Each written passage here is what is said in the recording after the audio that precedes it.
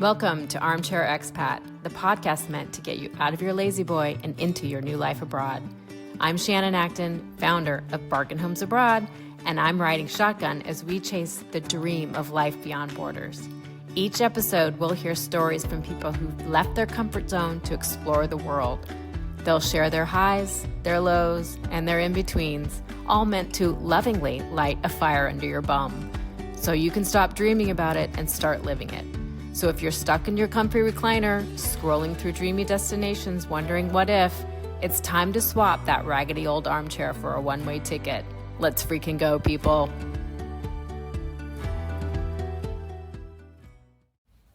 Hello, friends, and welcome back to the Armchair Expat. Today's episode is a true love story, but it's also about reinvention, intuition, and saying yes to the unexpected. My guest is Andrew Guck, an American who moved from upstate New York to the medieval city of Carcassonne, France, all because of a high school French class, a crush, and a mysterious woman correcting his grammar online. What started as casual language exchanges on an early social platform turned into a cross-continental romance, a spontaneous elopement, and a total life transformation.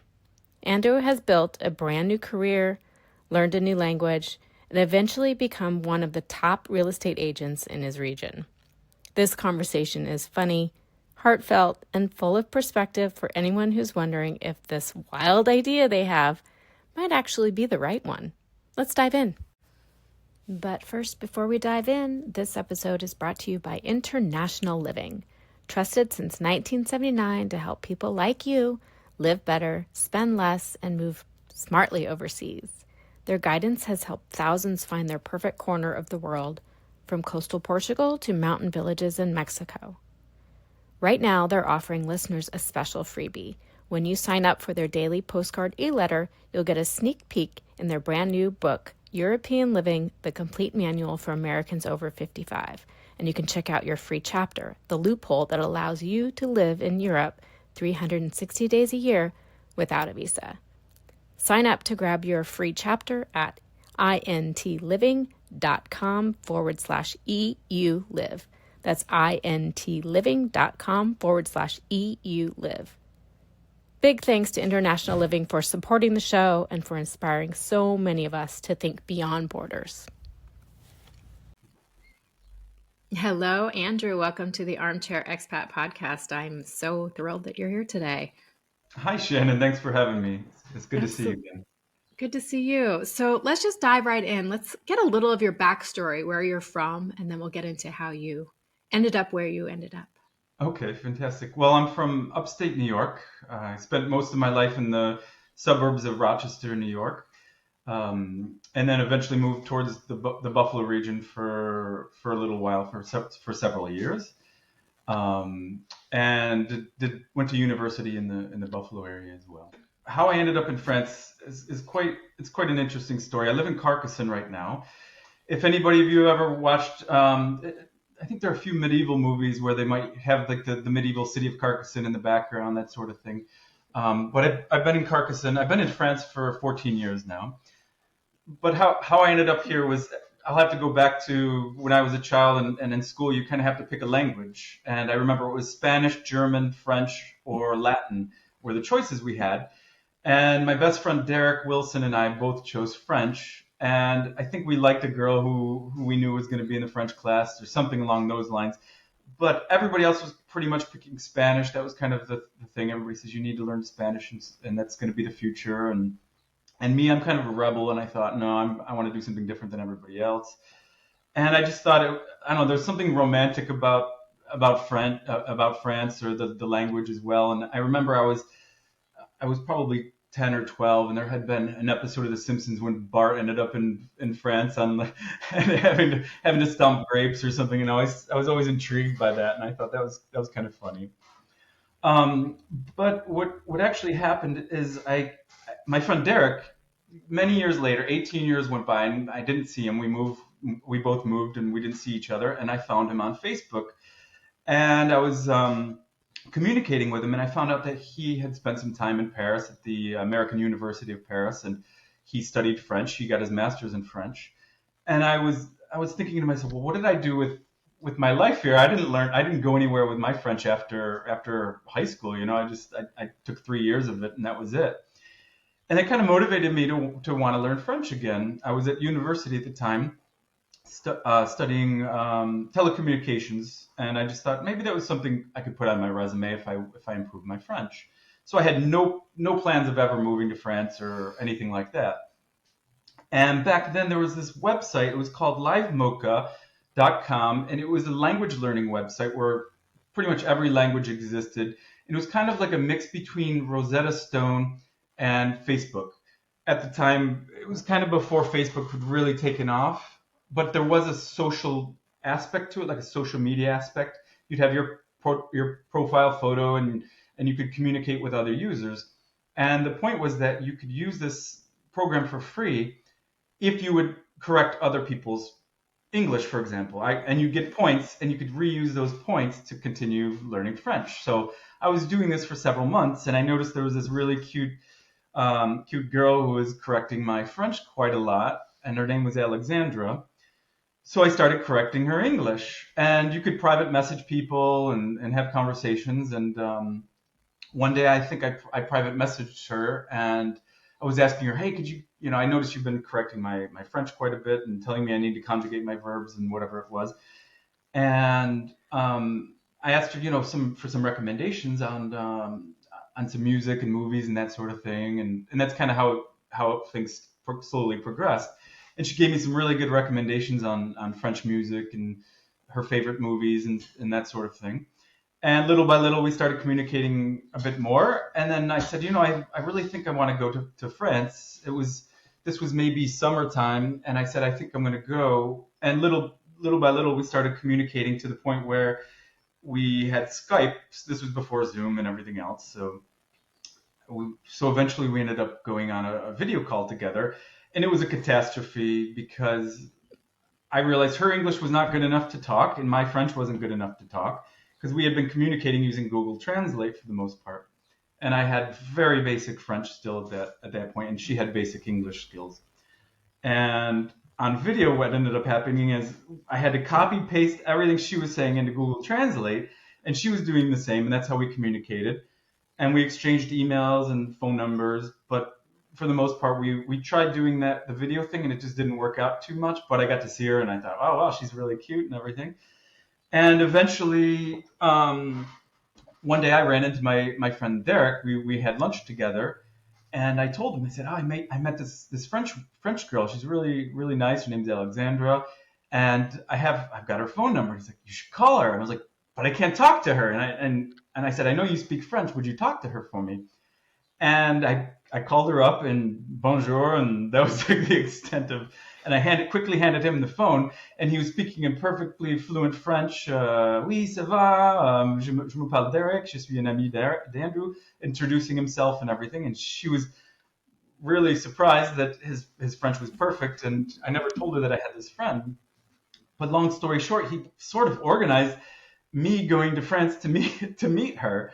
And I ended up buying a ticket to go in December of that year. This would have been 2010, and I bought a ticket to go to France. And eventually, I ended up meeting her. Stayed for 3 weeks, and I spent a lot of time with her when she wasn't working. She did take a little bit of time off of work, but she was living down near Montpellier. It was in Clermont-Lérault is the name of the village, and we spent time going to set to the Mediterranean, and we ended up going out to restaurants, things like that together, and spent quite a lot of time together. And by then, my French had improved a bit. Her English had improved as well, because that was about 6 months after we had first met.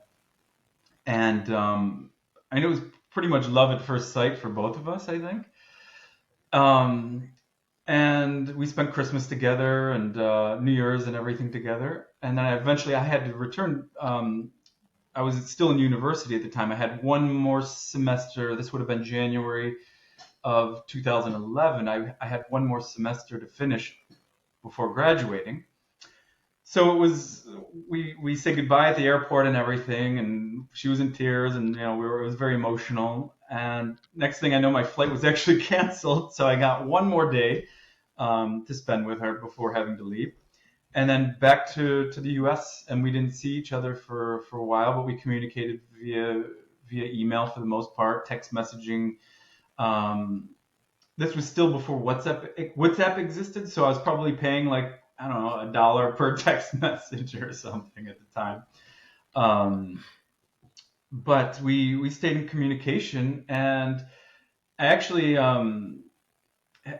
organized for her to come meet me in. We were gonna meet in Niagara Falls, and she flew into Toronto, and I was gonna meet her in Niagara Falls, but that whole thing fell through, so I ended up meeting her in Toronto, and we eloped. We got married. I didn't tell anybody. Nobody was there. It was just her and I and the justice of the peace. We found a guy who was supposed to actually marry us in Niagara Falls because that was very cliche and romantic, and it was kind of like the Las Vegas of Canada to get married, you know. But that actually simplified things for the whole process because everything in Canada is bilingual. It's in French and English. So that actually made the process of getting married much easier than had we have gotten married somewhere in the United States, other than Las Vegas. Las Vegas probably would have been easy as well.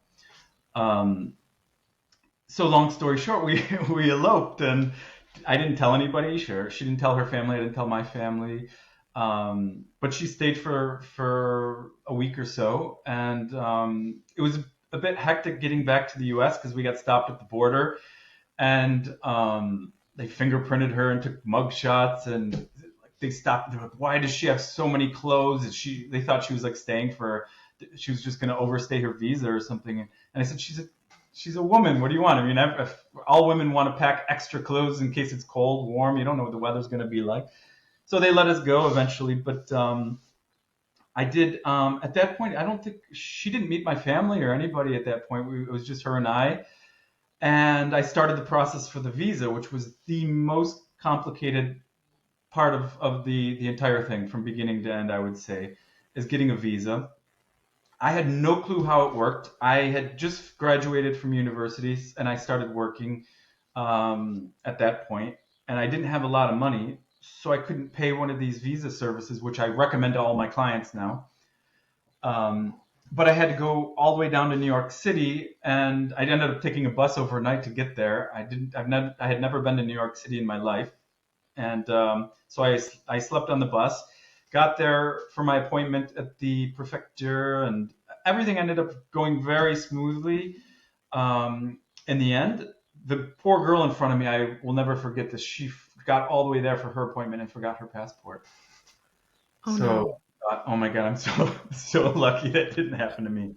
Um, but I thought once my visa was stamped and approved, I had gone through the whole process that they would just mail it to me or something. And I ended up driving back to Rochester to go visit my mom at the time. And I thought they would just mail me my visa. And they said, no, you have to come back and pick it up in person at the prefecture. But I had just started a new job. I couldn't get off work.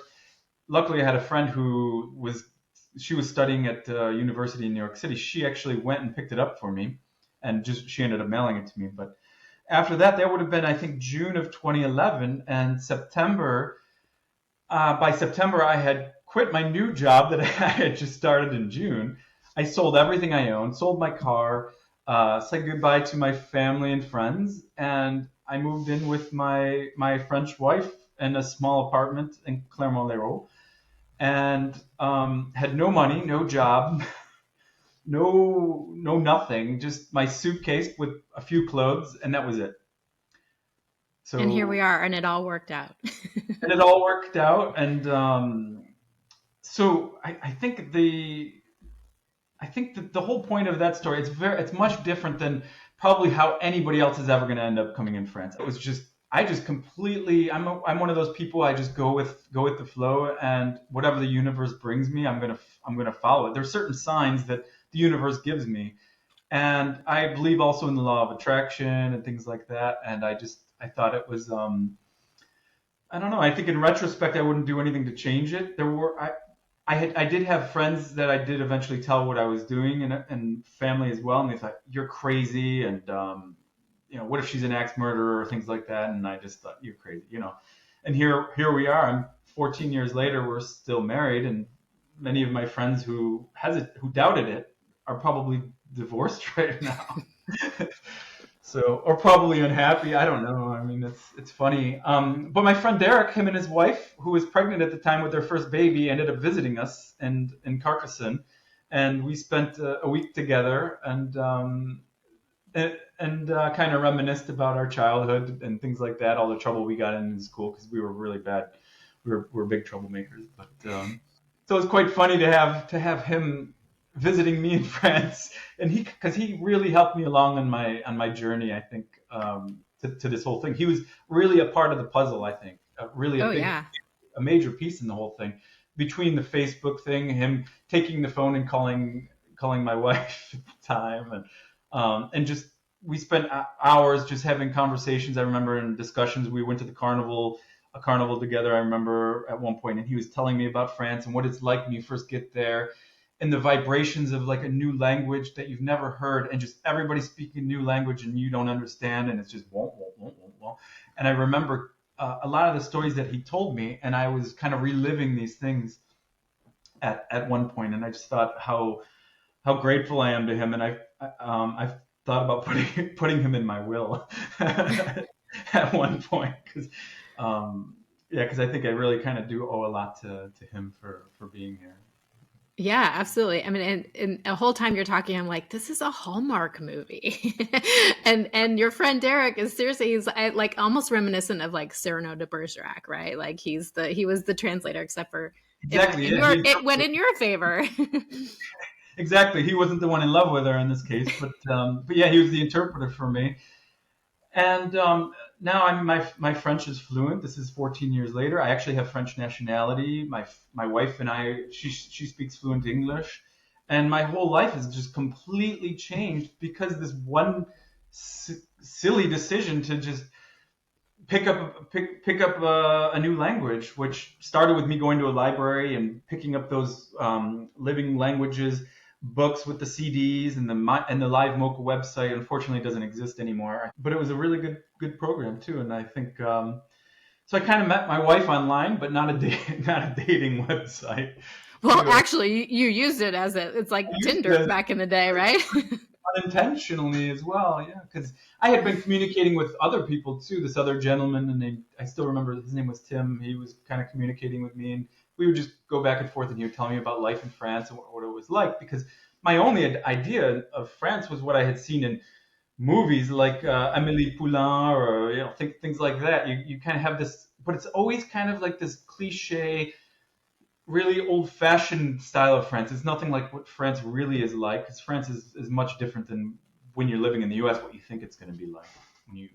Well, let's talk about that, because I do think a lot of people romanticize it, and it's a very romantic place between the language and the architecture and kind of the lifestyle. But can you talk a little bit about kind of reality versus what we have in our heads when we watch these movies? Well, it's so funny because these cliche things do actually happen. When I first got here, I remember I would be walking down the street and I'd see a guy riding on his bike with the basket on the front and with a baguette, or people walking with their baguette under their arm. So these things do happen, or the person at the market playing an accordion. So these cliches do exist, but I think France. It's much more like America than I thought it would be, with McDonald's, and we have Popeye's chicken and KFC and things like that. I didn't realize that all these chain places that actually existed in France before I got here, which is kind of a shame. I mean, I think it's since I've been here as well, things have changed and become more and more Americanized in that way. But it is less romanticized than I thought it was going to be, like you see in the movies, that are kind of always this kind of post World War II kind of France that you know what I mean? Mm-hmm. Yeah, I know exactly what you mean. And to a certain degree, I mean, it depends on if you're in a city versus kind of, there are so many villages and towns that really are like that don't have, franchise stuff. But yeah, you get to the major cities and you're like, wait a minute, I don't want Starbucks. Exactly. Yeah, we just had a Columbus coffee open up in Carcassonne downtown in Place Carnot, which is like the main square. And it's a shame because we have these little mom and pop cafes, and I prefer to support them than a huge corporate chain. But that's unfortunately it's reality. It's part of what's happening. So, and I think it's happening everywhere in the world, whether it's France or Portugal or Italy or anywhere, Spain. It's probably the same thing everywhere you go. Yeah, Hmm. becoming more, yeah, more westernized, I guess. Yeah, Yeah, yeah. I American, mean, I guess can't Americanized. stop. Yeah, can't stop it. Yeah. So that's actually, yeah, that's the story on how I ended up in France. And how long did it take for you to really kind of feel like France was home after you moved? There was definitely a period where I guess I had homesickness in a way. I don't know if it was homesickness or maybe just loneliness because I didn't know anybody at first, and my wife had been going to work. She was going to work every single day, and I didn't have a job when I first came here. So there was a period of several months where I was just kind of bored, and I would go out, go to the market, go to cafes, try to meet people, try to make friends, that sort of thing.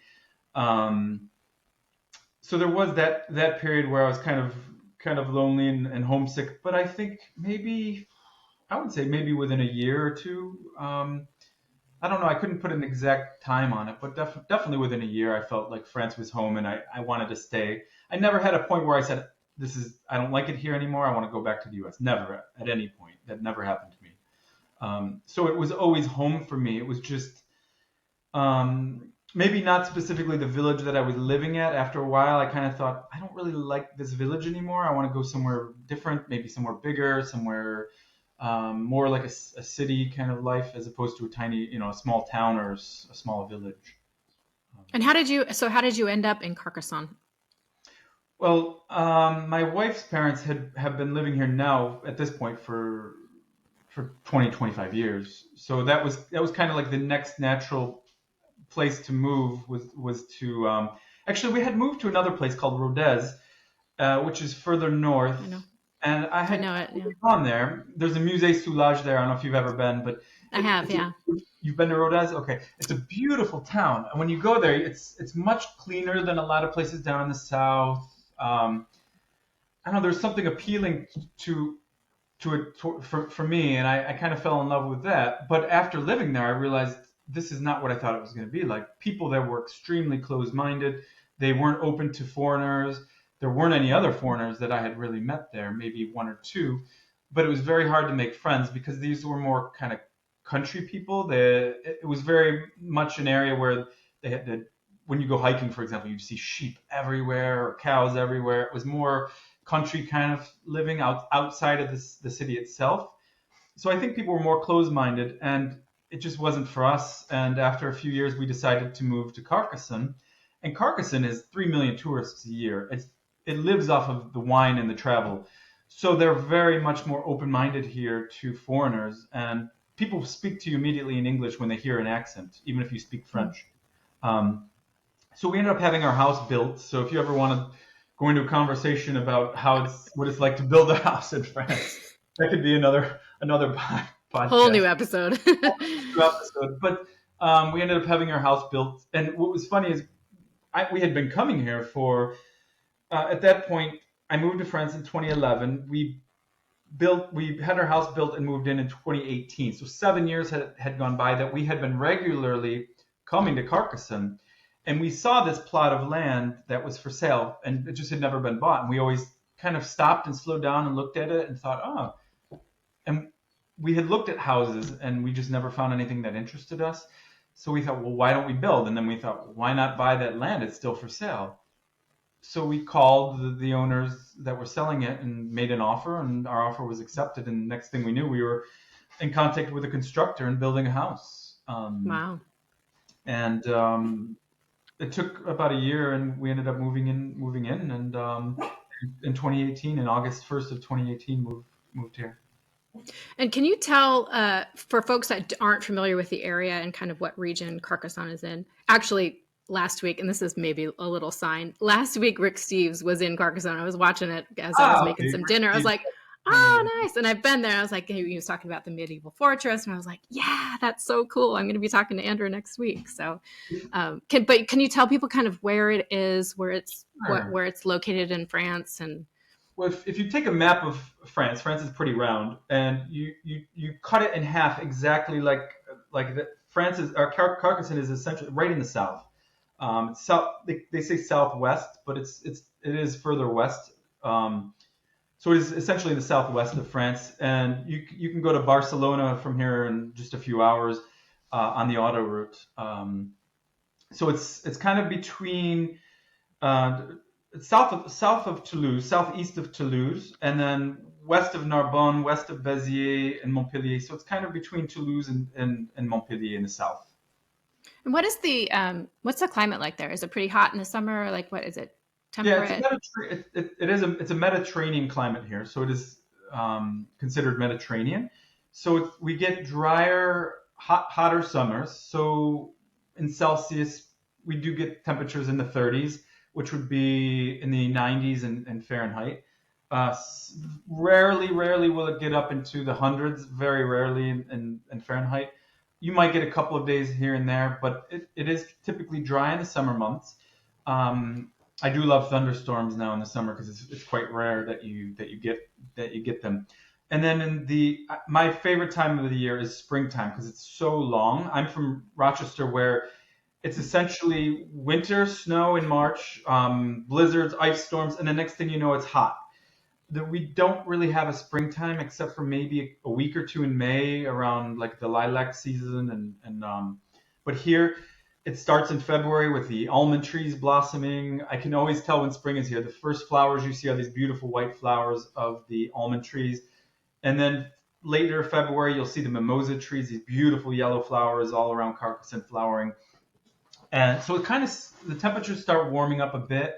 Never really gets below freezing. You might get a night or two where it will go below freezing, but very rarely, very rarely snow. If it snows, it'll be a few flakes and it'll last for an hour and then it's gone.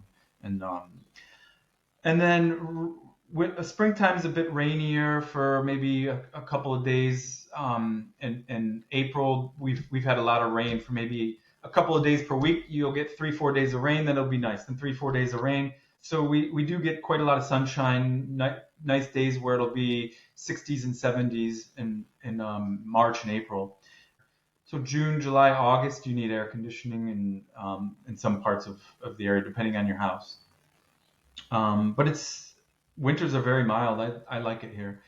Um, I have friends from California, and they compare it to similar to like San Francisco weather, but maybe not as warm in the wintertime, and the temperatures may be a bit warmer in the summertime here and drier perhaps as well. Yeah, I was going to say it kind of sounds reminiscent of kind of California weather. But the thing that's interesting about Carcassonne is you can kind of go in any direction from here, and the climate changes very quickly, and Mm. the landscape as well. So if you're in Carcassonne, you can go 30 minutes north, and you're in the Black Mountains. And the Black Mountains in the summertime is fantastic because it'll be 3 to 4 degrees Celsius. In the wintertime, they do get a bit of snow. If you go to the Ariège, which is just west of here, there's ski slopes there. The Pyrenees are just maybe 2 hours away from some nice ski slopes in the Pyrenees. An hour east in Narbonne, you have Narbonne Plage, which is the beaches of the Mediterranean.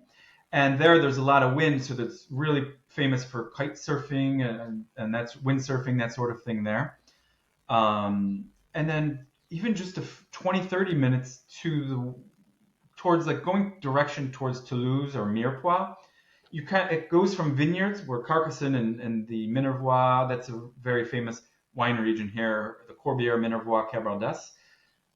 It goes from the beautiful kind of rolling vineyards to more sunflower fields and Hmm. more cornfields, things like that, in just a very short time. So you get a huge change. It's almost like when I'm in upstate New York, I would have to travel probably Pennsylvania or even further to kind of see these differences in landscapes, or further east to the Adirondacks to see major changes in landscape. Where here it's a very short distance you need to travel for those changes to happen.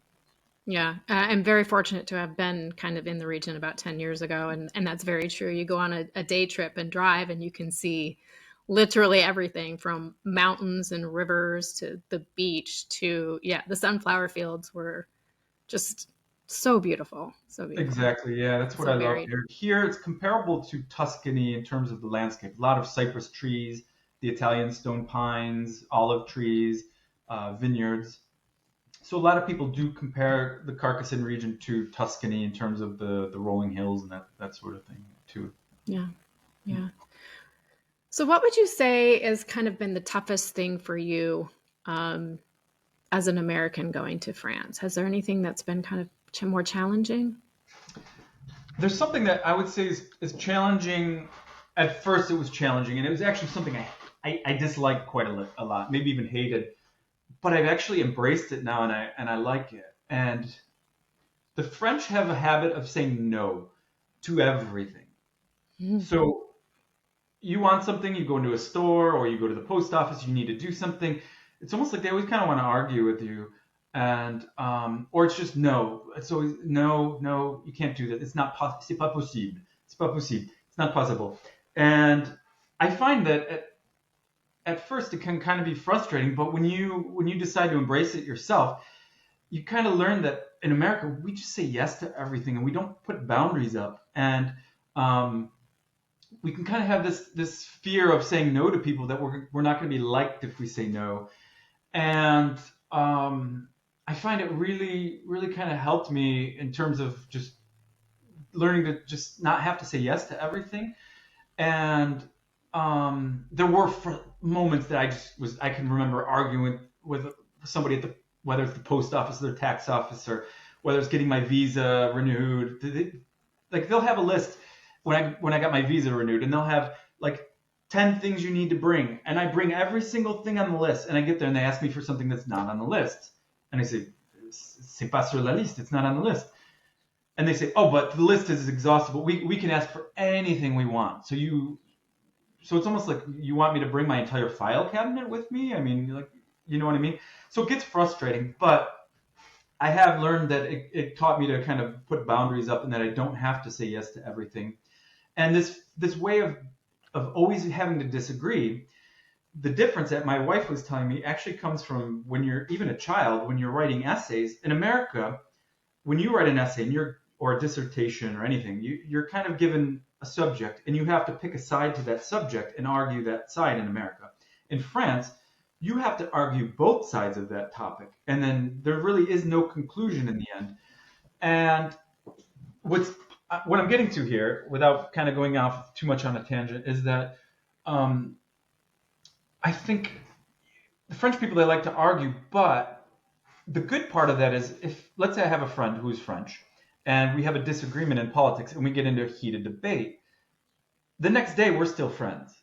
And I love that. Whereas I have American friends who I say one thing that we could agree on everything politically, for example, and we're in the same political party. But if I disagree with one thing, then it's like next thing I know, I'm blocked on Facebook or something. Mm. Where I think the French, they learn from a young age to debate and to debate both sides. So sometimes I have found that a friend they'll even argue with me about something, and then we'll have the same conversation a year later, and they'll take the other side of the agreement of the argument, and then I'll just take the opposite side. So it's almost like you're kind of playing devil's advocate a lot as well.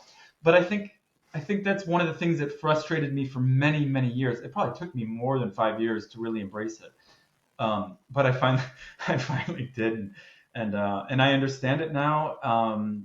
And I kind of use it to my advantage too.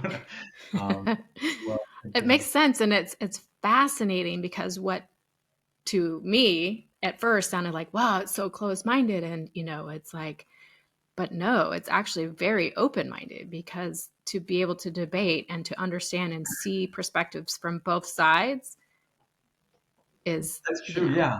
And I once read a book, because I'm in sales, and I once read a book, and I've actually read a book on both opinions. One was getting people to say yes when you're in sales, get them to say yes, get them to yeah. say yes. But what I find is when you get people to constantly say yes, when they do say yes, they don't actually want to. They're just saying it to appease you and then get out of the conversation. And then later they have buyer's remorse and they change their mind. Whereas it's actually better to get people to say no, because that no opens up the discussion to further on eventually get them to say yes. Yeah. And I think when I hear no, I'm like, okay. And I back down, right? Like I'm not going to be assertive or try and argue my point. It's like if no means like a closed no, but Yeah, sometimes it's an invitation to to debate or to kind of discuss. That's so exactly, interesting. exactly. Yeah, exactly. Huh. So so I've learned that, and I've learned to now know when I hear a no, it's a no doesn't necessarily mean it's impossible. It means ask me in a different way, or I don't know, grease the wheels a little bit. Like, I don't know, like if I have to go to the town hall and I need something, I've learned to maybe I should bring a box of chocolates to her or something, or like just compliment the woman on her dress, or I don't know, the man on his nice watch, or something like that. You kind of have to almost buy the person, buy them in a way. I think, to get them to say yes. It's funny, but and another thing too that brings me to, because I did mention like going to the tax office, post office, is one thing that's really different is in America, if you have the day off and you say, okay, I'm going to I've got a bunch of errands to run. I need to get my hair cut, got to go to the post office, got to get to the car wash, you got a list of 20 things to do. You can get every one of those done. In France, I've learned that you're not going to get half that list done. It's going to be more complicated than you thought, or you get somewhere and like you think you're going to go to the store, or go to a certain shop or the post office. You get there and there's just a sign on the door at the post office that says we're exceptionally closed today. That just doesn't happen in the U.S. Stores have hours and they're open in those hours. In France, the post office, they could just decide that they're not going to show up to work for the day or something. I don't know. Like they just decide not to work. It's weird. But I've learned to slow down as well, because we kind of have this fast-paced life, I think, in America. Go, go, go. You see people walking constantly with their coffee in their hand in America. You don't see that in France. I've never seen anybody except for maybe an American tourist walking around with a coffee in their hand. It just doesn't Yeah. happen. Yeah, no, slower, leisurely, kind of Exactly. enjoying things more, I think. Exactly. Yeah. Yeah. Is there anything that you are surprised that you miss about America? That I'm surprised that I missed. Um, I think the diversity of the food I really do miss a lot.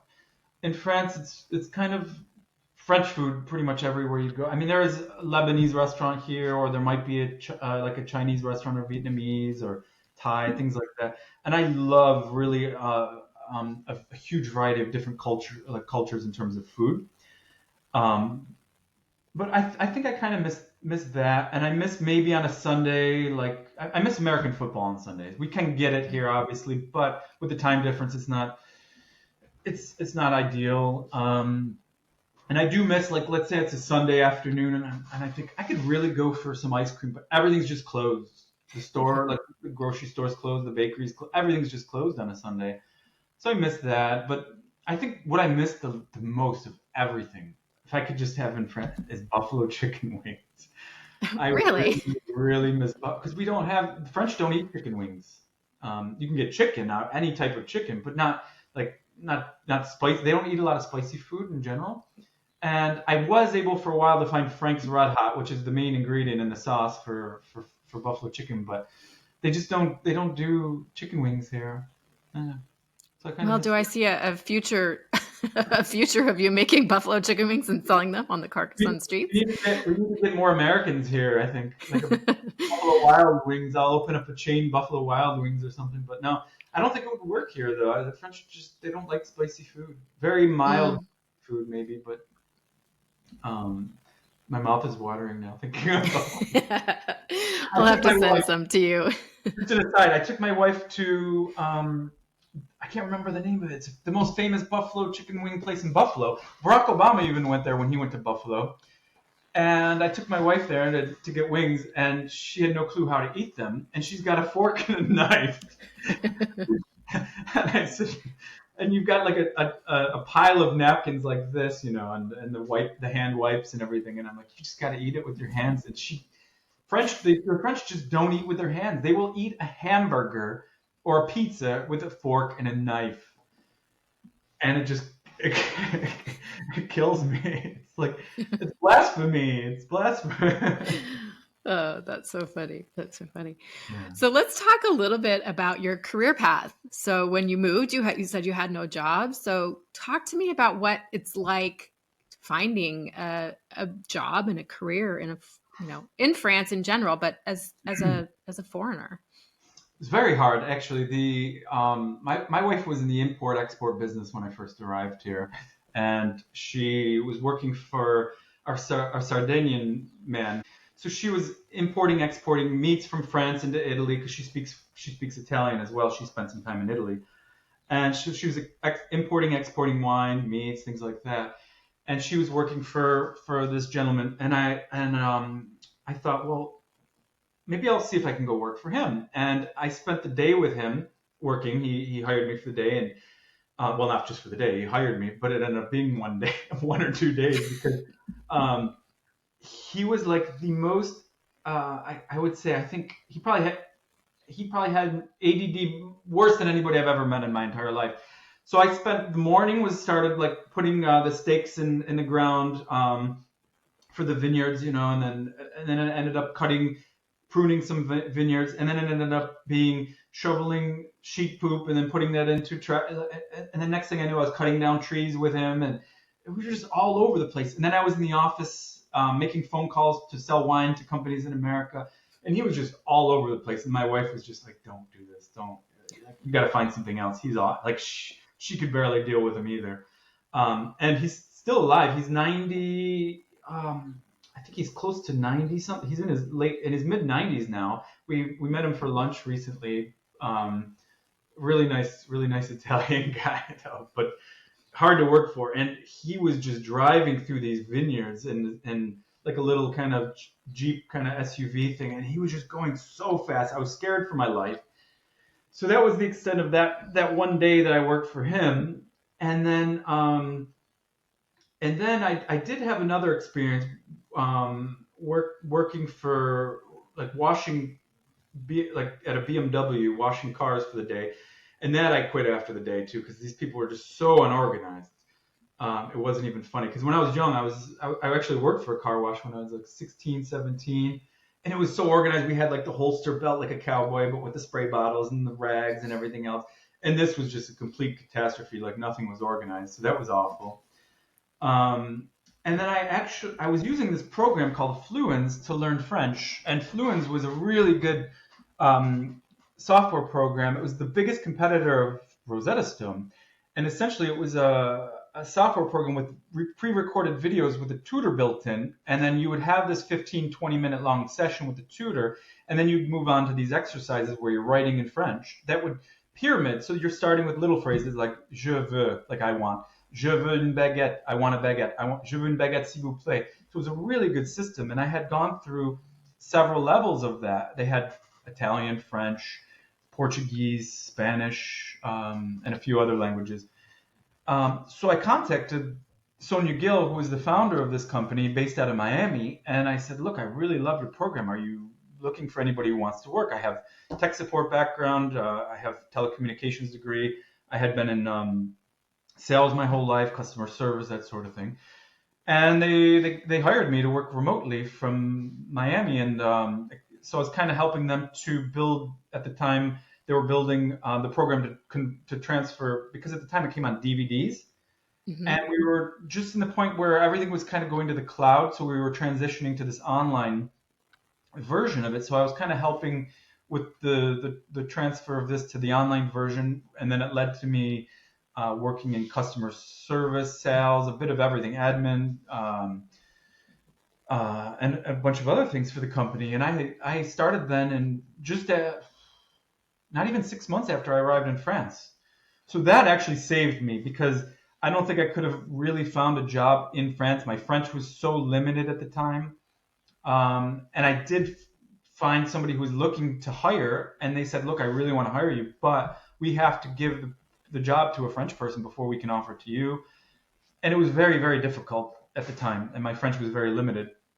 So I ended up working for this company called Fluens. And I actually worked for them up until just last year. But they've moved on to immersion as well. They do Spanish immersion in Barcelona, Mexico City, and a few other places as well. And I'm trying to get them to do a French one. We go to Michelin-starred restaurants.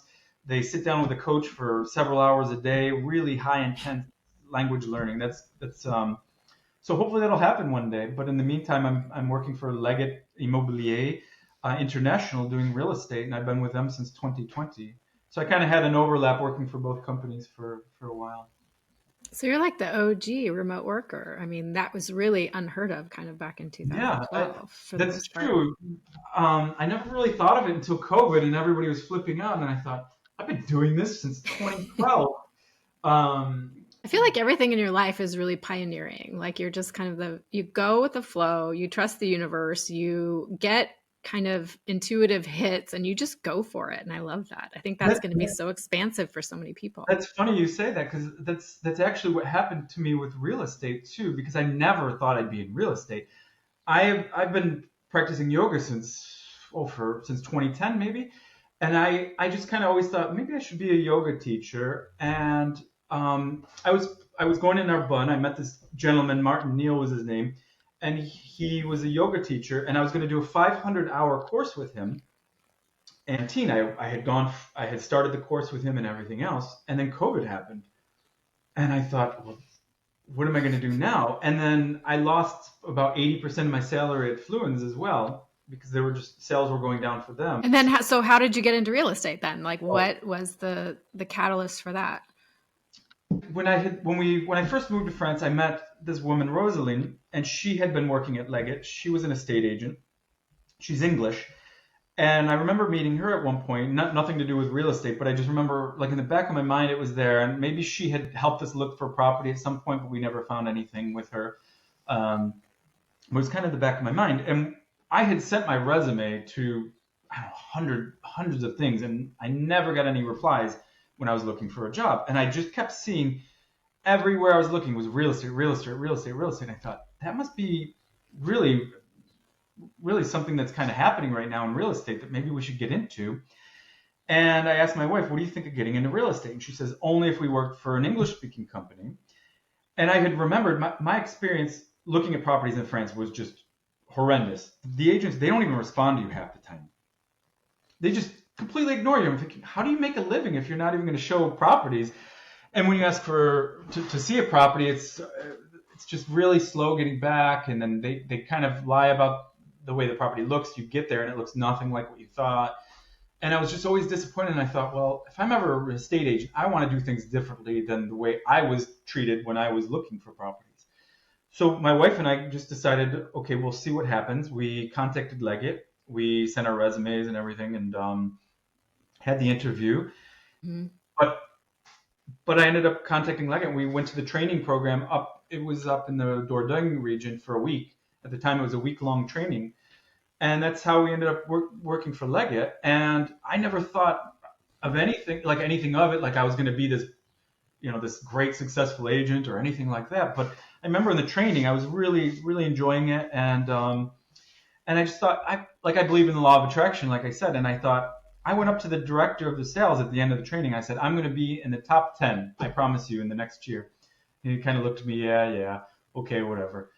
And I ended up being not only in the top 10%, but actually in the top 10 and 600 agents in the entire company. I was the number 8 in the entire company my first year with my wife as well. We kind of work as a team.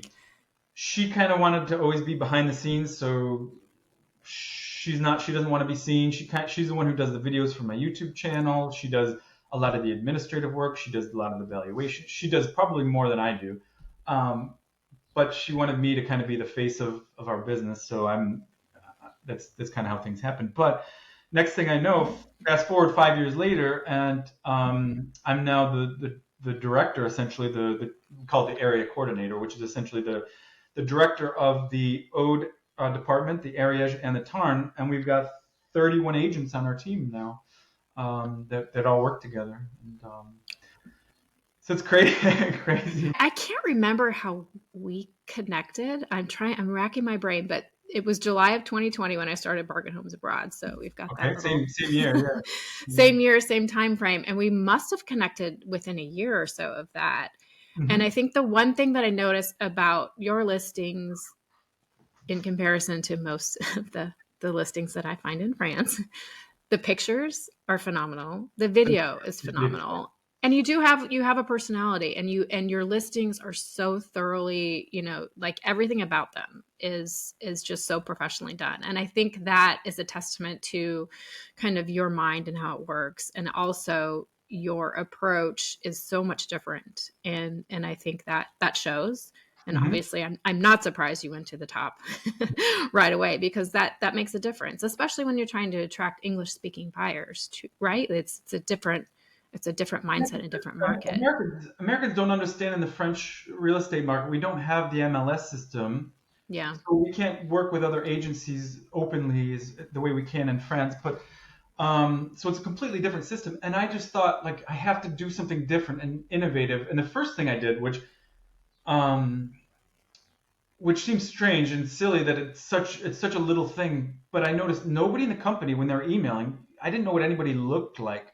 So the first thing I did was I had no clue how to do this, but I just went on YouTube and I watched a tutorial video and figured out how to have a signature with my photo in it. And then business cards were really just plain business cards.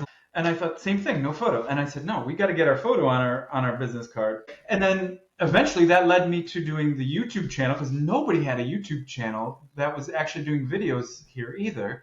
And the same thing when I have a for sale sign, it's got my face on it.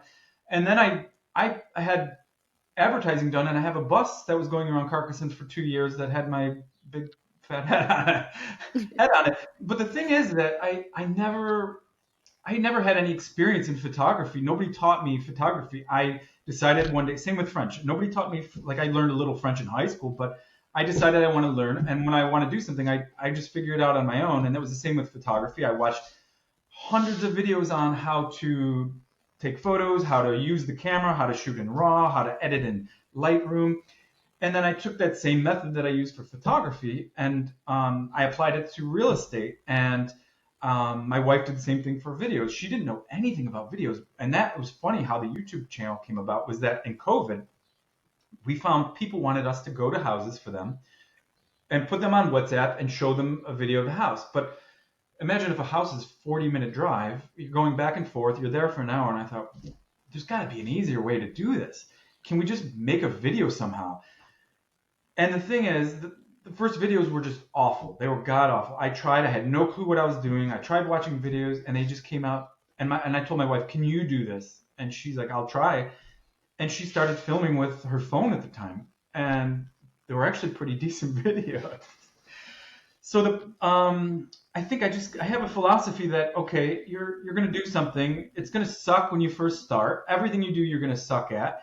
I tried boxing last year I did it for about a year and a half, and when I got punched in the face, and it really freaking hurt. And I couldn't bite down for about 2 days afterwards. The first time I tried boxing, and I thought, I suck at this.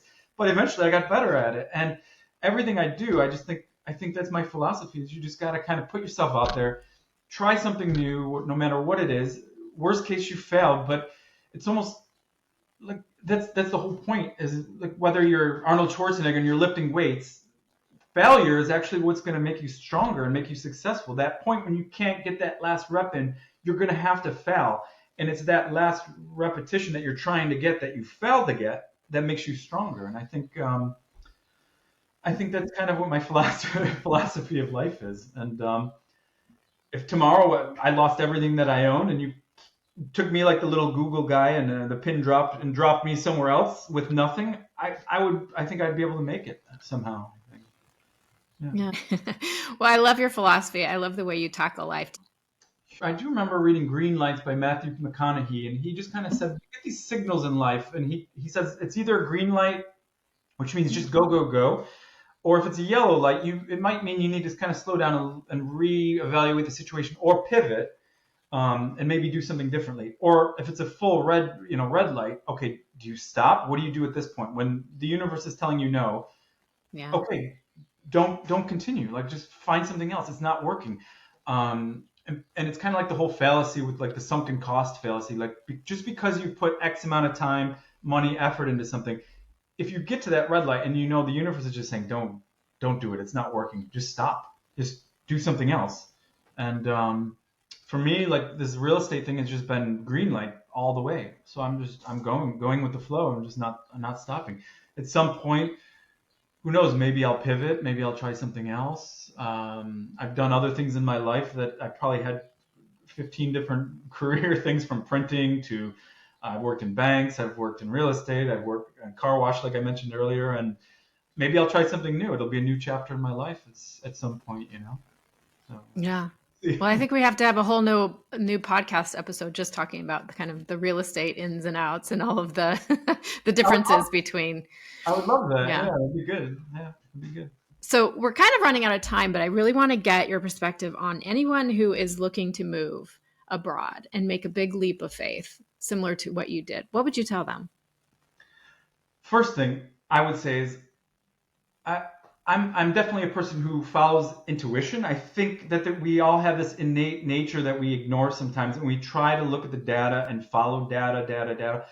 But I think at the end of the day, you have to go with your gut instinct on things. Your gut instinct is usually right. And I followed my heart with everything that I did every step of the way. And the times that I didn't, Rodez was actually an example of when I didn't. Rodez wasn't really following my heart. I think I had made an Excel spreadsheet with every potential city in France that we were thinking of living, all the reasons why to move there, whether it's the unemployment rate, the crime rates, the housing price rates. And I really just did this whole, I just overanalyzed it too much and tried following the data instead of my heart. And it just ended up being probably the worst 3 years of my life since I've been in France when I lived there.